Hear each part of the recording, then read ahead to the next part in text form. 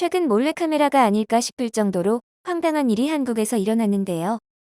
워낙 한국 사람들의 시민의식에 대한 실험 카메라가 판을 치기에 그런 의심이 먼저 들 정도로 황당한 일이었습니다. 그 황당한 일의 결과는 정말 놀라울 정도였죠.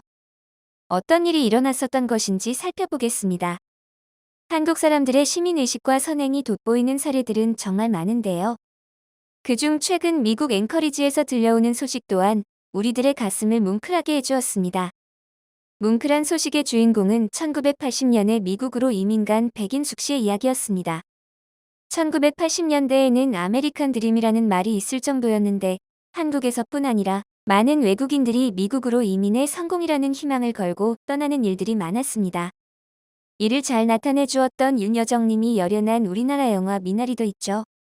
많은 한국 사람들도 아메리칸 드림을 꿈꾸며 미국에서의 이민자의 삶을 선택하기도 했습니다. 그 시기 80년대 중후반 경제적 성장이 가속화되기 전 많은 사람들이 힘이 들었던 시기였습니다. 한국에서의 팍팍한 삶에 아메리칸 드림을 꿈꿨던 이민자들이 늘어나기도 했는데요. 백인숙 씨도 그 시기에 이민자의 삶을 선택했던 것으로 보입니다. 부산 출신으로 1980년에 뉴욕으로 건너가 1981년부터는 알래스카주 앵커리지에 살고 있습니다. 이 앵커리지에 있는 다리에 미국에서 처음으로 한국인의 이름을 따기로 했다는 소식인데 바로 백인숙 씨의 이름을 따 인숙백 브릿지로 명명하기로 했다고 하죠. 전장 235m의 이 다리는 2008년 6차선으로 건립됐고 현재까지 이름이 없었습니다. 다리 이름의 명명은 올해 초 게란타르 주 하원 의원의 법안 발의로 시작됐다고 하는데요.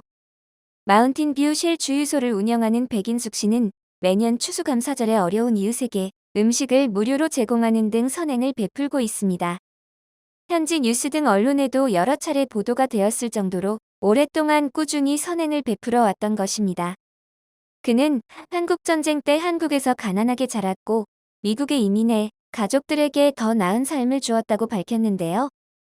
조금 더 나은 삶을 살 수 있는 터전이 되었기에 그만큼 베풀고 사는 것이었습니다. 그러나 누구나 돈을 가지고 있다고 베풀고 살지는 않습니다. 그것도 10년이 넘는 시간 동안 꾸준히 말이죠. 30살도 안 되어 미국으로 건너가 지금처럼 남에게 베풀 수 있는 상황이 될 때까지 얼마나 많은 고생을 했을지 눈에 선합니다. 백인숙 씨는 누구보다 열심히 살아와 앵커리지에 주유소를 여러 개 소유하고 있으며 매년 추수감사절에 푸드트럭을 운영해 지역 사회에 필요한 사람들에게 많은 음식을 무료로 나눠줬습니다. 하원의원의 법안 발의를 시작으로 조시 레바크 주 상원의원이 이 법안을 추가하며 TV 생중계 등 까다로운 심사를 거쳐 최근 통과됐습니다. 백인숙 씨는 별로 잘한 일도 없는데 부담스럽게 다리에 이름을 붙인다며 처음에는 거절했다고 하는데요. 주위 사람들의 설득으로 승낙하게 되었는데 아들이 한국인의 위상을 높이는 일이니 그렇게 하시라고 해서 받아들였다고 전해졌죠. 또한 우리 시에서 아주 중요한 다리에 제 이름이 붙여져서 기분이 좋다고 소감을 밝혔습니다. 해외 곳곳에서 한국인의 위상을 드높이는 이야기를 전해 듣는 것은 언제 들어도 기분 좋은 일입니다. 한국 사람으로서 그가 속해 있는 공동체에 얼마나 기여를 했는지, 얼마나 열심히 살아왔는지 보여주는 모습은 또 다른 자극을 주며 응원하게 되죠. 한국인의 타지에서 오랜 선행에 뿌듯함을 느낄 사이도 없이 한국에서 들려온 황당 소식이 있었습니다. 앞서 이야기한 것처럼 몰래카메라가 아닐까 생각이 들 정도였는데요. 서울 주택가에서 외국인 남성이 현금을 거리에 뿌렸기 때문입니다. 이라크 국적의 30대인 그는 2,200만 원에 달하는 달러, 유로 등 외화와 원화 지폐를 길거리에 뿌렸다고 하죠. 그러나 어이없는 일은 그 이후에 벌어집니다. 무슨 의도에서 그런 행동을 했는지 정확하게 밝혀지진 않았지만 돈을 뿌리고는 이후 현장을 떠나 경찰에 돈을 잃어버렸다고 스스로 신고를 했다는 것입니다. 아니 돈을 뿌릴 때는 언제고 잃어버렸다고 신고를 하다니 제정신이 아닌 사람은 분명했습니다. 정말 몰래카메라가 아닐지 의심스러운 상황이었는데요.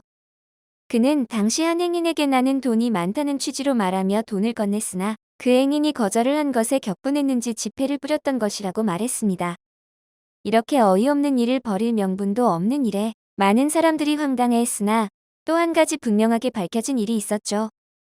그가 뿌린 현금이 현장에서 모두 회수가 되었다는 사실이었습니다. 황당한 일을 벌이고도 현금을 모두 돌려받았다고 전해집니다. 이 사건을 접한 사람들은 모두 어리둥절할 수밖에 없었는데요. 주택가에서 벌어진 일에 마구잡이로 뿌린 돈이 모두 회수가 된다는 사실이 놀라울 수밖에 없다고 입을 모읍니다. 비슷한 일은 중국에서도 일어났는데요. 중국 충칭의 한 거리에서 하늘에서 돈벼락이 떨어졌던 일이 발생한 것이었습니다. 그것을 본 흥분한 시민들은 거리로 나와 돈을 주었다고 하죠. 하늘에서는 20만 위안 한국 돈으로 약 3,400만 원의 돈다발이 떨어졌는데 이는 한 아파트 30층 베란다에서 29세의 남성이 마구 길거리로 뿌렸던 것입니다. 많은 사람들은 돈을 줍기 위해 여기저기로 뛰어다녔고 심지어 차에 있던 사람들도 돈을 줍기 위해 차를 방치해 일대 교통이 마비가 되었습니다. 경찰이 출동했음에도 이에 아랑곳하지 않고 계속 돈을 줍는 모습이었다는데요. 경찰에 제지된 남성은 뒤늦은 후에 눈물을 흘렸고 그의 어머니가 아파트 리모델링을 위해 준비해둔 돈이었던 것이 드러났죠. 그는 마약 투약 후 그와 같은 일을 저질렀던 것으로 구속이 되었고 더욱 놀랐던 사실은 충격적이게도 경찰에 의해 회수된 돈은 겨우 4천 위안 한국 돈으로 68만 원에 불과했던 것으로 전해져 모두의 안타까움을 샀습니다. 간혹 어떤 사연에 의해 돈다발을 뿌리는 경우가 또 있었기도 하죠. 그때마다 한국에서는 선뜻 돈을 주워가는 사람은 없었습니다. 오히려 그것을 수거하는 경찰분들을 도와주기 위해 돈을 줍는 경우는 종종 있었죠. 중국의 법이 어떨진 모르겠지만 일단 한국은 돈을 뿌린 사람은 형사처벌의 사안은 아니며 주워간 사람은 절도죄가 될 수는 있다고 합니다. 그러나 돈을 뿌리면서 돈을 아무나 가져가라고 했다면 돈 주인이 소유권을 포기한 상황이어서 처벌 근거는 없다고 합니다. 그러나 돈 주인이 마음이 바뀌어 소유권을 주장한다면 상황은 달라질 수 있다고 하는데요. 그러나 이런 죄의 유무에 따라 결과가 달라지지는 않았을 듯합니다. 그만큼 성숙한 시민의식이 뿌리를 내리고 있기 때문입니다. 한국인들의 선행과 시민의식은 늘 화제가 되곤 합니다. 한국 사람들은 특별히 포장을 하려고 하거나 누군가를 의식해서 하는 행동이 아님에도 늘 화제를 몰고 다니죠. 화제가 되는 이유는 외국에서 보는 한국 사람들의 행동이 이상하다고 느끼기 때문일 텐데요. 한국에서는 당연하다고 느끼는 일상생활 속의 삶들이 외국 사람들에게는 상상도 할 수 없는 대단한 시민의식으로 보여지고 있기 때문입니다. 이 시민의식은 선진국이라고 있고 조금 사는 게 힘든 나라라고 없고 하지 않습니다. 우리가 흔히 선진국이라고 말하는 미국, 영국 등에서도 카페에서 테이블 위에 핸드폰이며 노트북을 놓고 화장실을 가거나 잠시 자리를 비우는 일은 상상도 하지 못합니다.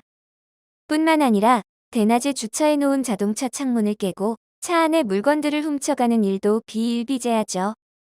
배성재 아나운서는 커피 사는 10분 사이 차량 털림, 여권, 지갑, 가방 다 가져감. 내 아이패드 또 분실이라며 샌프란시스코에서 차량털이 피해를 당했다고 털어놓은 적이 있습니다. 이에 팬들뿐 아니라 소식을 접한 사람들 모두 안타깝다. 그러나 절도 피해로 끝난 것도 다행이다라며 위로해야 할 정도로 더 위험한 상황이 언제든 벌어질 수 있는 곳이라고 이야기했습니다. 한국인들이 왜 시민의식이 강한지에는 여러 의견들이 분분한데요. 최근 코로나 등 어려운 상황을 겪으며 새로운 시각으로 보고 있는 부분이 있습니다. 한국 특유의 집단주의와 눈치 문화라는 것이죠. 이는 결코 부정적인 것이 아니라 올곧은 민주주의와 결합할 때 막강한 힘을 발휘할 수 있다는 것입니다. 예전에는 눈치를 보다라는 단어가 좋지 않은 의미로 쓰여왔으나 최근 새롭게 정의되고 있는데요. 눈치라는 것은 사실 전체의 분위기를 읽고 자신의 개성이나 개인주의적 행동을 자제할 줄 아는 배려와 성숙함으로 나타날 수 있는 것인데 한국 사람들의 경우 이러한 능력을 갖추고 있다고 평가됩니다. 또한 한국식 집단주의는 전체 국민을 한 가족으로 생각하는 가족주의적 집단주의 성향으로 더욱 강한 연대를 이끌어왔기에 강력한 시민의식을 발휘할 수 있다고 본 것이죠. 한국의 시민의식이 높다고 평가할 수 있는 것은 비단 백인숙 씨처럼 한 사람의 선행으로 그 외국인이 뿌린 돈을 줍지 않는 일부 한국인으로 단정 지을 수 없습니다. 오랜 시간 한국 사람들 한 명 한 명 발휘해온 남을 향한 배려가 한 겹 한 겹 쌓였기 때문일 텐데요.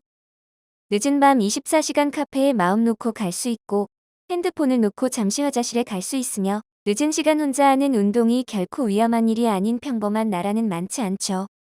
이런 평범한 나라가 될 수 있도록 늘 묵묵히 각자의 자리를 지키는 분들에게 새삼 감사를 전합니다. 영상을 끝까지 시청해주셔서 감사합니다. 구독과 좋아요는 영상 제작에 큰 힘이 됩니다.